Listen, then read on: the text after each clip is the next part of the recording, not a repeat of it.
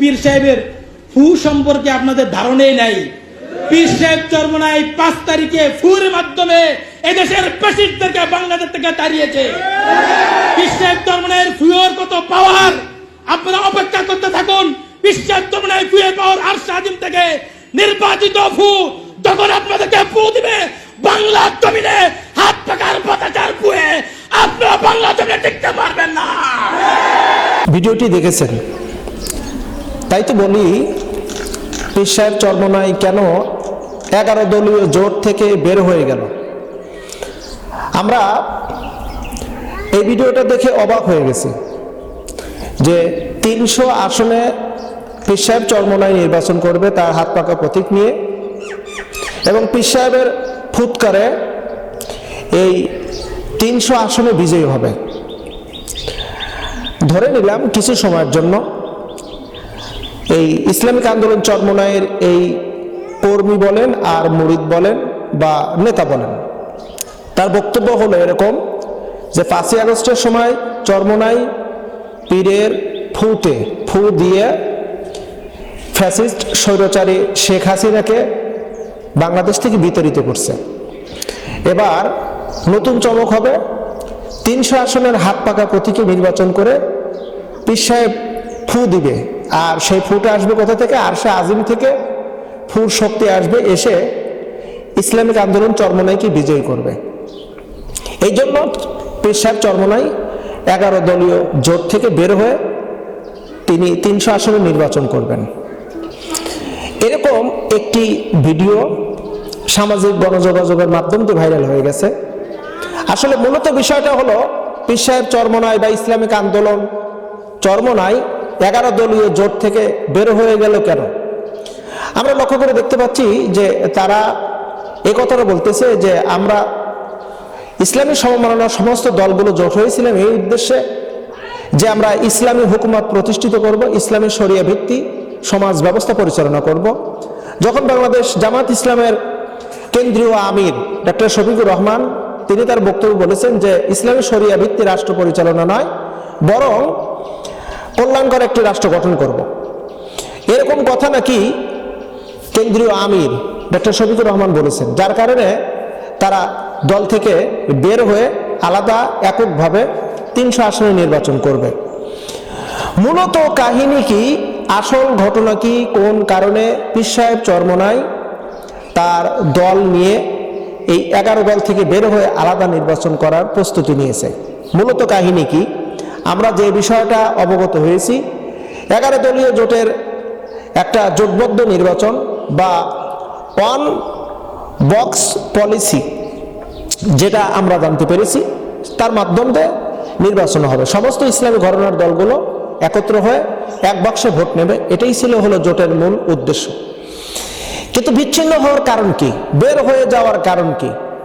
বের হয়ে যাওয়ার আসল কারণ যেটা আমরা জানতে পেরেছি, চরমোনাই ইসলামিক আন্দোলনের পক্ষ থেকে দাবি করা হয়েছিল তাদেরকে 100 আসন দেওয়া হোক, 100 আসনে নির্বাচনের অনুমতি দেওয়া হোক।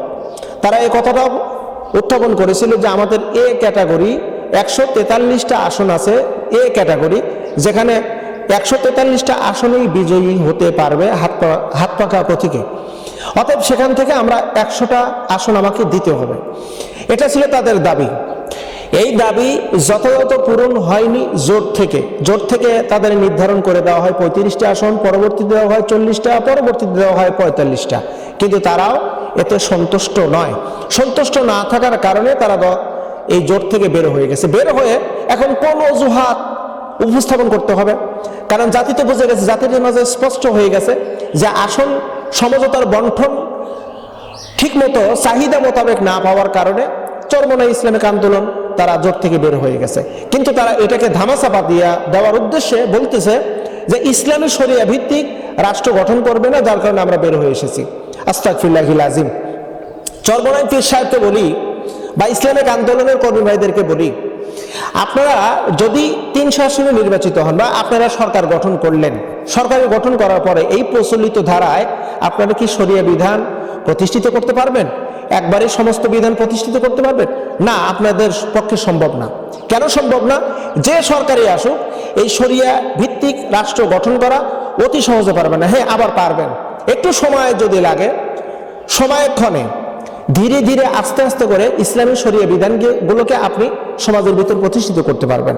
কারণ এখন পুরো সমাজটা ছেয়ে আছে তাগুতের, পুরো সমাজটা ছেয়ে আছে হলো ব্রিটিশের আইনের ছত্রছায়ায়।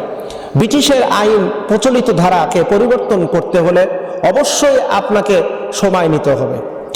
আর এর জবাব কিন্তু আল্লামা মামুনুল হক নিজেও দিয়েছেন যে আমরা জোটের পক্ষ থেকে এরকমভাবে কথা উপস্থাপন হয়েছে যে একেবারে একদিনে ইসলামী শরিয়া প্রতিষ্ঠিত করা সম্ভবপর নয়, তবে আমরা ধীরে ধীরে আস্তে আস্তে করে ইসলামী শরিয়া ভিত্তিক সমাজ ব্যবস্থা রাষ্ট্র পরিচালনা করব। এটা হলো জোটের পক্ষ থেকে আল্লামা মামুনুল হক তিনি প্রেস ব্রিফিং করে সাংবাদিক সম্মেলনে তিনি এই কথাটা উপস্থাপন করেছেন।